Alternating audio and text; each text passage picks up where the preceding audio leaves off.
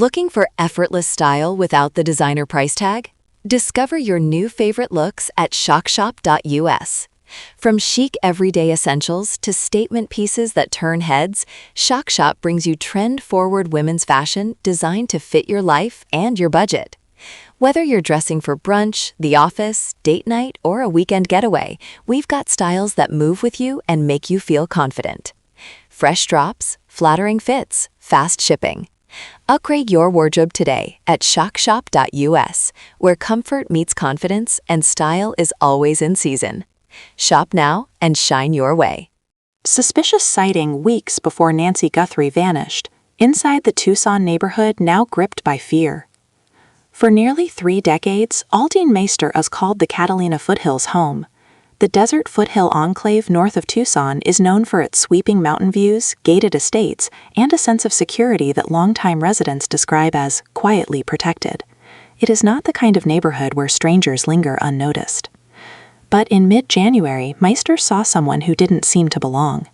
Now, weeks after 84-year-old Nancy Guthrie, mother of NBC Today co-anchor Savannah Guthrie, was believed to have been abducted from her Tucson home, that brief encounter has taken on new weight. He just didn't fit, Meister later told investigators. As federal and local authorities continue their search, a single sighting of a young man walking near the Guthrie residence roughly 2 weeks before the suspected abduction has become one more thread in a case that has shaken this upscale desert community to its core. A neighborhood defined by routine. Catalina Foothills is a place built on patterns. Early morning joggers pass beneath towering saguaros. Dog walkers greet each other by name. Retirees sip coffee while watching the sunrise cast pink light over the Santa Catalina Mountains. The area is considered affluent with low crime rates and tight-knit neighbors who take pride in looking out for one another. Residents say unfamiliar faces tend to stand out. That is why Meister's memory of the young man has remained so vivid. She recalls seeing him near an intersection that leads toward Nancy Guthrie's residence. He appeared younger than most residents and was dressed in a way that didn't align with the typical athletic wear of walkers in the area. He wasn't dressed like someone out exercising, she said, and his hat was pulled down so low over his eyes. It wasn't enough at the time to justify calling police, she explained, but it was unusual enough that she mentioned it to her husband. Then the sighting faded into memory. Until February 1st. The early morning disappearance. According to the Pima County Sheriff's Department, Nancy Guthrie was believed to have been taken from her home at approximately 2:30 a.m. on February 1st. The details of how the suspect entered the property have not been publicly disclosed. Investigators have remained tight-lipped about whether there were signs of forced entry, how access was gained, or whether Guthrie may have known the person involved. What is known is that the case quickly escalated beyond a local missing persons investigation.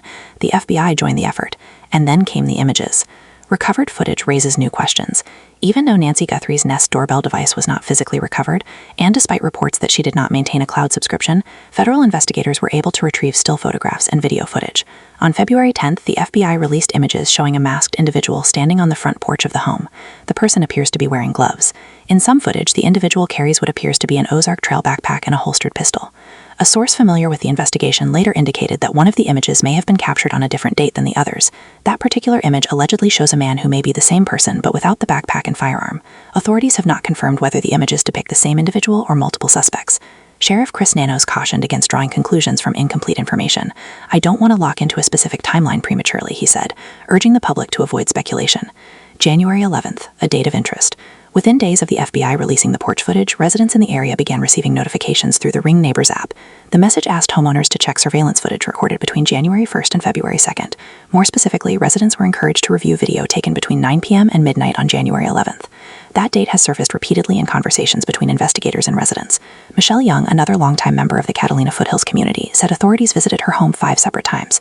During one of those visits, she recalled both FBI agents and sheriff's deputies mentioning January 11th while requesting additional footage. "They came back for more video," Young said. "They mentioned something about another date."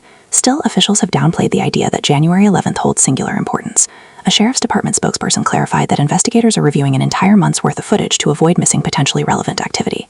The broader timeframe may suggest investigators are trying to establish whether surveillance or pre-planning occurred. Revisiting the suspicious walker.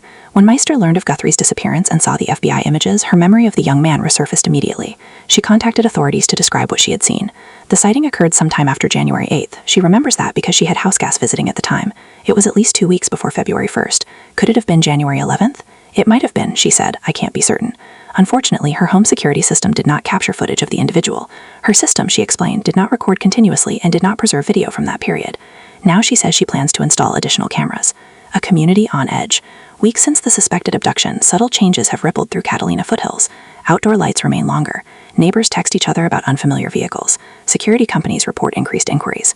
A small pile of flowers has been placed near Nancy Guthrie's mailbox, a quiet sign of solidarity. "I think everyone's anxious," Young said. "We're all watching more closely now. The sense of safety that once defined the area feels less certain." Residents say the idea that someone could approach a home in the middle of the night, potentially on multiple occasions, without being immediately apprehended has unsettled them deeply. The reward and the silence. Nancy Guthrie's adult children have announced a $1 million reward for information leading to her safe return. Despite the high-profile nature of the case and national media attention, law enforcement has released limited details. At least 2 men were reportedly detained and questioned, but later released without charges. Authorities have not publicly identified any suspects, vehicles, or persons of interest. The lack of definitive answers has fueled both concern and restraint. Sheriff Nanos has repeatedly emphasized the importance of protecting the integrity of the investigation. Security in the digital age. The case has also drawn attention to modern home surveillance technology.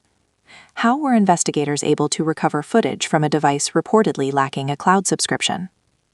Law enforcement officials have not provided specifics, but digital forensics experts note that companies sometimes retain limited server-side data, metadata, or temporary backups. The collaboration between the FBI and Google in this case underscores the growing role of technology in criminal investigations. Yet even with advanced tools, gaps remain. Missing footage. Uncertain timestamps. Unconfirmed identities. The human toll. Beyond the investigative intrigue lies a deeply personal tragedy. Nancy Guthrie, 84, is a mother, grandmother, and beloved member of her community. Photographs released by NBC show her smiling alongside her daughter during a production trip to Australia. The images stand in stark contrast to the masked figure captured on her porch. As days turn into weeks, hope mingles with fear. The reward remains active. The tip line remains open. And neighbors continue scanning their cameras, searching for a detail that could break the case wide open. What investigators need. Authorities are urging anyone in the Catalina Foothills area to review surveillance footage from January 1st through February 2nd, particularly between 9 p.m. and midnight on January 11th, early morning hours of February 1st. Even seemingly minor details, a vehicle driving slowly, a person lingering near a property, an unfamiliar backpack, could prove significant. Anyone with information is asked to call 1-800-CALL-FBI.